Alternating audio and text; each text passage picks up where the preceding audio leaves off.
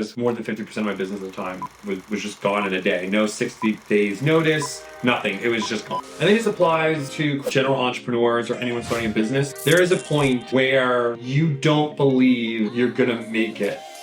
I've spoken this before. It's like, I'm unemployable. Most entrepreneurs and creators are unemployable, right? So you're unemployable, so you're kind of forced in this life of entrepreneurialism. And it usually starts off, I mean, if you're doing it, you've gotten a client, you've gotten some work under your belt, you're making enough money to pay the bills, maybe a little more than paying the bills. But there's gonna be a point in any great business where you question if you're gonna make it, if you can go on. And there's things in your control, out of your control. So in the 88, I had that moment. I founded the 88 with a client. His name is Peter Helm. He was an entrepreneur from Sweden who wanted to launch a organic vodka in America. This was in 2010. I met him through a contact from someone who used to work at Belvedere, and we built a relationship. And I worked on that project. We launched the brand here, built out the web presence.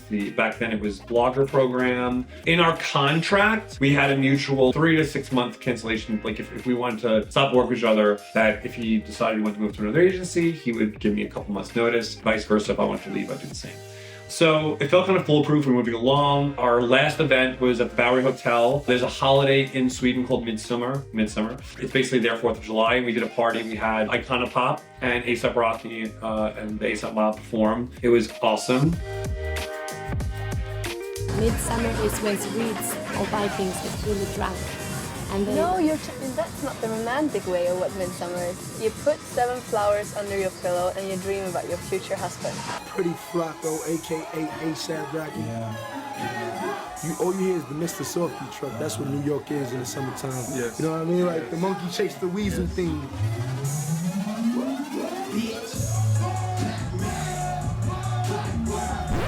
A week later, I get a phone call that Peter passed. Totally unexpected, completely unexpected from his family, friends, and his company basically, not Peter anymore, bankrupt their American companies, so they didn't have to pay anybody. So I went from basically more than 50% of my business at the time was just gone in a day. No 60 days notice, nothing. It was just gone. And 4th of July, we owed people money for projects we were doing. I mean, it was pretty unfortunate. And yeah, I was sitting there back then at 88 Prince Street, pretty much thinking that the gig was up. You know, looking at the people who worked for me, there's probably about 10 people working for me at the time. You know, we had some savings, so it wasn't going to be within the next day or two, but like within the next month or two, I would possibly have to close down if I didn't find a client. And it's fucking scary, right? There's no way to plan for things that you can't plan for. I mean, that's the unpredictability of moments within entrepreneurialism is there are so many factors outside of your control that you're at the mercy of. The true test of your skills is how to make it out.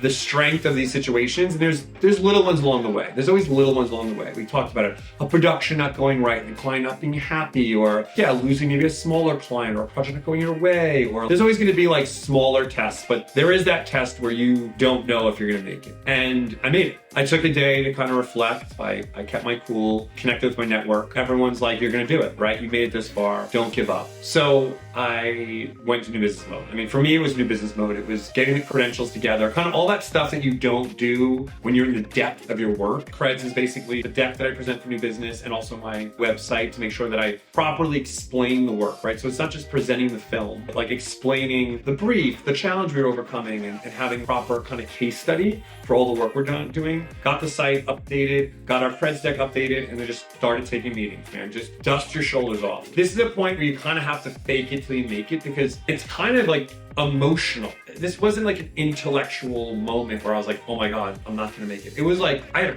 a friendship with this person. There was means for a pause, a multitude, so I had to like just get into the work, take meetings, and luckily, you know, if you do great by your clients, and it still took me about 3 years to meet Adidas, to start working with Adidas, which is a bulk of our case studies now, but I did some really fun, cool work for them. So thanks for listening. A little less casual, take it a little serious, but hope you're having a casual Monday and carry that to the week. Peace.